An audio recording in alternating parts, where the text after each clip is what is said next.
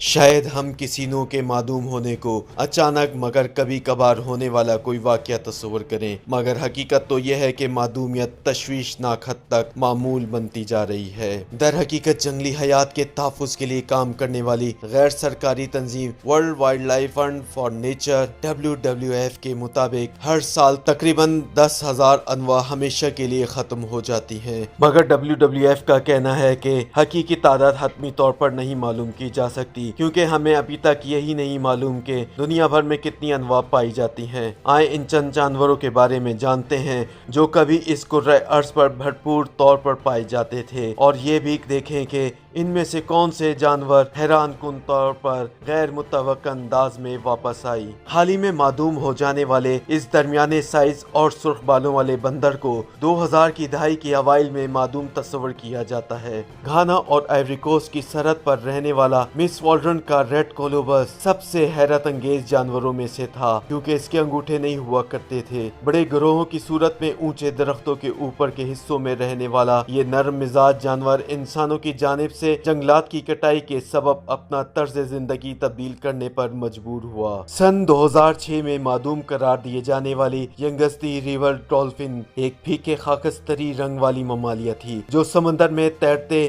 اپنے کزنز کے مقابلے میں نسبتاً کم پروقار دکھائی دیتی۔ اس کے سادہ جسم کے نیچے انتہائی ارتقا یافتہ ایکو لوکیشن سسٹم موجود تھا، جو کہ دیگر ڈولفنز کے مقابلے میں کہیں زیادہ برتر تھا۔ اس کا یہ نظام اتنا باریکی سے کام کرتا تھا کہ یہ اکلوتی مچھلی تک کی لوکیشن معلوم کر سکتی تھی، مگر اس کی یہی حساسیت اس کے لیے اس وقت خطرہ بنی جب دریا مچھیروں کی کشتیوں، کنٹینر بردار جہازوں، ٹرالروں اور انسان کی پھیلائی گئی آلودگی سے بھر گیا۔ اس شدید مصروف ٹریفک سے گھبراہٹ کی شکار ہو جانے والی ینگزی ریور ڈولفن کے پاس بقا کے لیے کوئی آپشن موجود نہیں تھا۔ خطہ کیریبین کا یہ مقامی دریائے بچڑا کسی زمانے میں وسطی امریکا کے مشرقی کنارے، جنوبی امریکا کے شمالی ساحلوں اور خلیج میکسیکو میں پایا جاتا تھا، مگر اس کی چربی میں پائے جانے والے تیل کے حصول کے لیے ان کا بے رحمانہ انداز میں شکار کیا گیا، جبکہ ان کی غذا بننے والی مچھلیوں کے بے تحاشا شکار کی وجہ سے بچ جانے والے دریائی بچڑوں کے لیے خوراک کی کمی ہو گئی۔ انہیں آخری مرتبہ 1952 میں جمیکا اور نکاراگوا کے درمیان سیرا نیلا کنارے کے قریب دیکھا گیا تھا۔ یہ معصوم سا نظر آنے والا سیپ 2006 تک امریکی ریاست الاباما کے دریائے موبائل میں پایا جاتا۔ اسے یہ نام اس لیے دیا گیا کیونکہ یہ سور کے پیر جیسا دکھائی دیتا، مگر یہ آلودہ دریا کا پانی فلٹر کیا کرتا، مگر آلودگی پھر اتنی زیادہ ہو گئی کہ بگٹو اسے مزید نہ جھیل پایا۔ اس ننھی سی مخلوق کے خاتمے نے پانی کے بارے میں کئی تلخ حقائق سے پردہ اٹھایا، جو فیکٹریوں کے زہریلے مادوں سے آلودہ ہو رہا تھا اور دریا کے ساتھ رہنے والے افریقی امریکی برادری میں ہلاکت انگیز بیماریوں کا سبب بن رہا تھا۔ سب سے مشہور مگر معدوم پرندہ ہونا شاید ایک عجیب سا اعزاز ہو، مگر ڈائناسور کے علاوہ ڈورو ایک طویل عرصے تک معدوم ہو چکی ایسی نسل ہے جسے سبھی جانتے ہیں۔ کارٹون کریکٹر ڈیفی ڈک جیسے دکھائی دینے والا یہ پرندہ کسی زمانے میں جزیرہ موریشس پر رہا کرتا تھا۔ اڑ نہ سکنے والے اس پرندے کی فطرت میں کوئی شکاری نہیں پائے جاتے تھے۔ جب انسان موریشس تک پہنچے تو اپنے ساتھ دیگر جانور اور گوشت کے لیے اپنی بھوک بھی اپنے ہمراہ لے آئے۔ ان کے سامنے ڈوڈو زیادہ عرصے تک باقی نہ رہ سکے اور آخری ڈوڈو 18ویں صدی کے اوائل میں ہلاک ہوا تھا۔ اسٹیلر سیکاؤ سمندری گائے میناٹی اور ڈوگونگ کی طرح ہی نظر آتی، مگر یہ ان سے کہیں زیادہ بڑی ہوا کرتی۔ اسٹیلر کی سمندری گائے کا سائز 9 میٹر تک بھی ہو سکتا تھا۔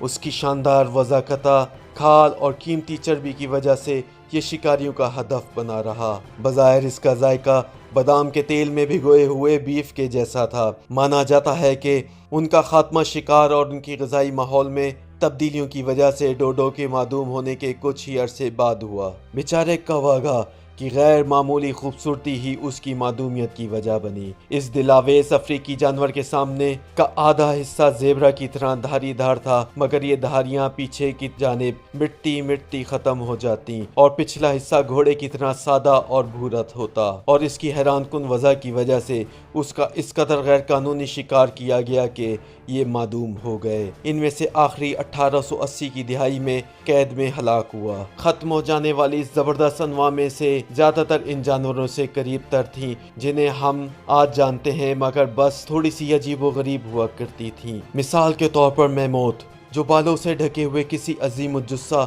ہاتھی ہی کی طرح تھے۔ اسی طرح آئرش ایلک یا آئرش ہرن آج موجودہ ہرن جیسا ہی دکھائی دیتا ہے، فرق صرف اتنا ہے کہ یہ 2 میٹر تک بلند ہو سکتے جبکہ ان کے سینگوں کا پھیلاؤ 3.65 میٹر تک ہوتا۔ ان کا خاتمہ تقریباً 7700 سال پہلے ہوا اور ممکنہ طور پر اس کی وجہ شکار اور تبدیل ہوتا ہوا موسم بنا۔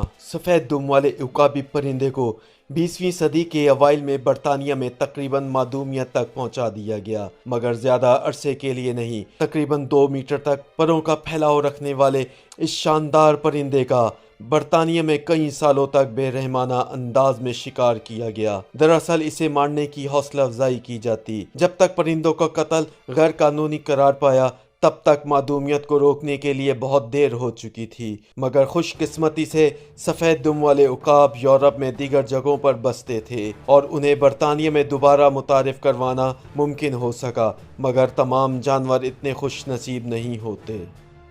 YouTube پر گوگلی نیوز دیکھنے کے لیے youtube.com کی سرچ بار میں googly news T V type کریں۔ گوگلی نیوز کے پیج پر سرخ رنگ کے سبسکرپشن والے بٹن پر کلک کرنا نہ بھولیے۔ YouTube پیج پر اپلوڈ ہونے والی ویڈیوز سے باخبر رہنے کے لیے بیل آئیکن پر کلک کیجیے۔ آپ کو ہر نئی ویڈیو کے بارے میں نوٹیفیکیشن موصول ہو جائے گا۔